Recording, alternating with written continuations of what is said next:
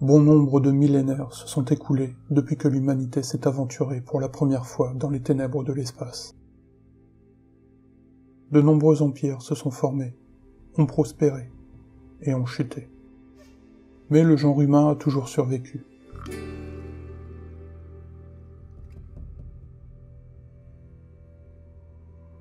Aujourd'hui, au 41e millénaire, l'humanité est assiégée par la damnation. La sagesse et la réflexion ont laissé place à la superstition et aux prières. L'impérium de l'humanité est le plus vaste et le plus puissant empire de toute l'histoire humaine. Il s'étend d'un bout à l'autre de la galaxie, regroupant sous son joug plus d'1 million de mondes et un nombre incommensurable de citoyens. L'impérium a été fondé par l'empereur il y a des millénaires, et il le gouverne toujours depuis le trône d'or sur la très sainte Terra. Le corps de l'empereur est mort depuis longtemps, mais grâce à la machinerie complexe du trône d'or, son étincelle divine perdure dans le monde matériel. Ainsi, il peut toujours transmettre sa parole et ses ordres aux hauts seigneurs de Terra, qui sont les dirigeants de chacune des grandes organisations complexes de l'Impérium.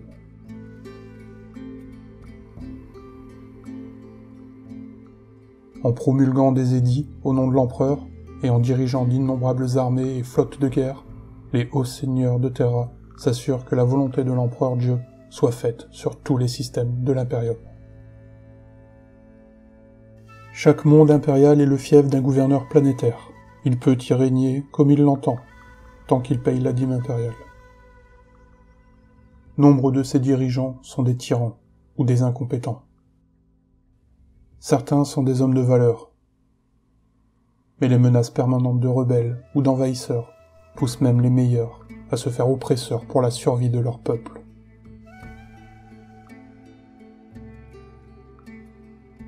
Pour ceux qui le dirigent, l'Impérium est une surpuissance unifiée par la foi impériale. Mais la réalité est tout autre.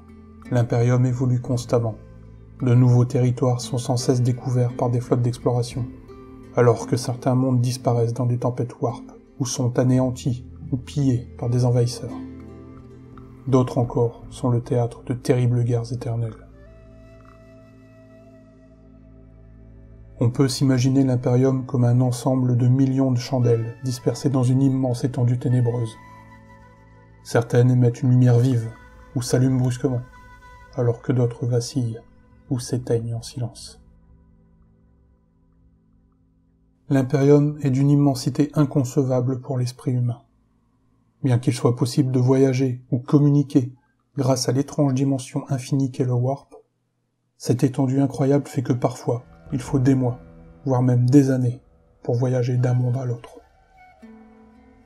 C'est ainsi qu'une multitude de cultures différentes sont apparues, et c'est pourquoi le culte de l'empereur est si varié. Certains mondes sont à peine conscients de faire partie de l'Impérium. De nombreux citoyens vivent sans que l'Impérium ne soit pour eux plus qu'une histoire qu'on raconte aux enfants. Mais pour d'autres, l'Impérium est bien réel. Il est la poigne qui étreint leur vie.